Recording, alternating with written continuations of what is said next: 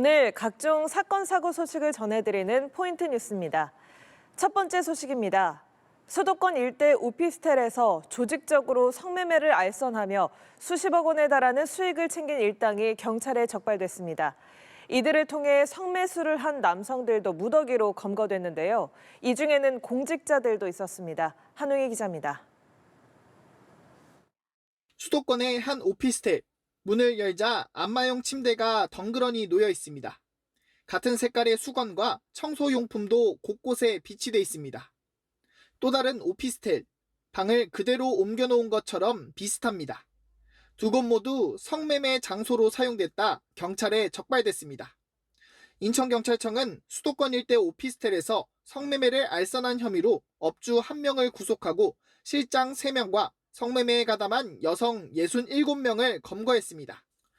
2022년 10월부터 올해 2월까지 성매매가 이뤄진 오피스텔만 20여 곳, 단속을 피하기 위해 CCTV와 대포폰을 활용하는가 하면 수시로 사무실을 옮기기까지 했습니다. 이들은 성매매 알선 사이트에 광고를 올려 예약을 받고 문자와 텔레그램 등으로 시간과 장소를 안내했습니다. 수백 장에 달하는 영업장부에는 성매수자의 나이와 직업은 물론 인상착의와 신체적 특징, 성매매 당시 상황까지 적어 관리한 것으로 조사됐습니다. 손님 관리 차원에서 다른 사람들 도움이 되려고 쓰는 걸 겁니다. 있으면 어째 수사 대상이 되니까. 경찰은 이들을 통해 성매수를 한 남성 590명도 불구속 입건해 검찰에 넘겼습니다. 이 중 공직자로 확인된 17명은 해당 기관에 비위 사실을 통보했는데 경찰이나 검찰 같은 사정기관 공무원은 없는 것으로 파악됐습니다. 성매매 처벌법에 따르면 성매매를 알선한 경우 7년 이하, 성매수를 할 경우 1년 이하의 징역에 처해질 수 있습니다. 경찰은 이들이 약 40억 원의 범죄 수익을 챙긴 것으로 보고 이 중 업주가 챙긴 13억 원 중 12억 원을 환수 조치했습니다. 경찰은 최근까지도 전국적으로 오피스텔 성매매가 성행하고 있는 것으로 보고 단속을 이어간다는 방침입니다. 연합뉴스TV 한웅입니다. 다음 소식입니다.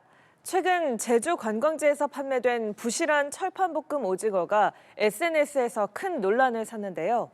해당 업주와 인근 상인들은 사실과 다른 일방적인 글 때문에 큰 피해를 보고 있다며 억울함을 호소하고 있습니다.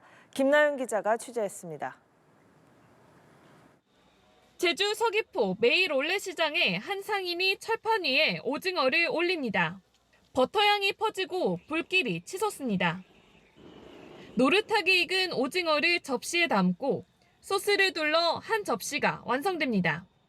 실제 그릇에 담긴 양과 최근 온라인에 퍼진 사진 속 모습과는 큰 차이를 보였습니다. 앞서 모 SNS 커뮤니티에는 15,000원짜리 오징어를 주문했는데 반만 담겨 있었다며 짧게 잘린 다리 몇 조각만 담긴 사진이 올라와 논란이 됐습니다.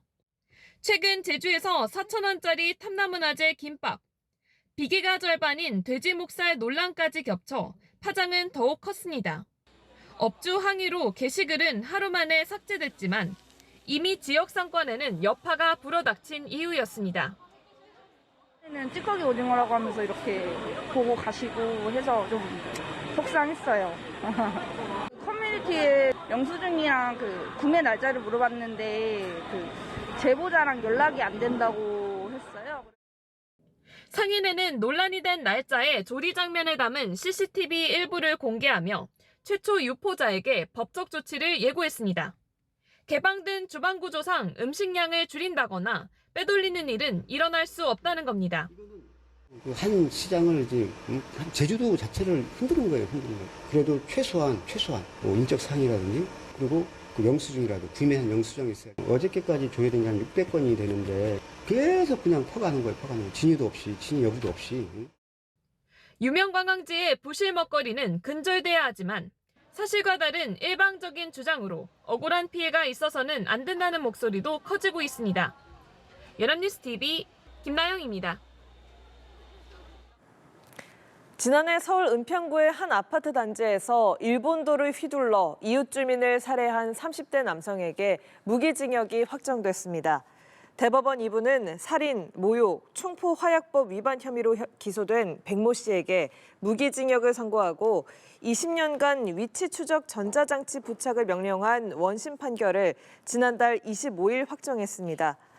백 씨는 지난해 7월 은평구의 한 아파트 단지에서 장식용으로 허가받은 장검을 이웃 주민에게 수차례 휘둘러 숨지게 한 혐의로 재판에 넘겨졌습니다. 백 씨는 중국 스파이가 대한민국에 전쟁을 일으키려고 한다는 망상에 빠졌고 피해자가 자신을 미행하고 감시하는 중국 스파이라고 생각해 범행한 것으로 조사됐습니다.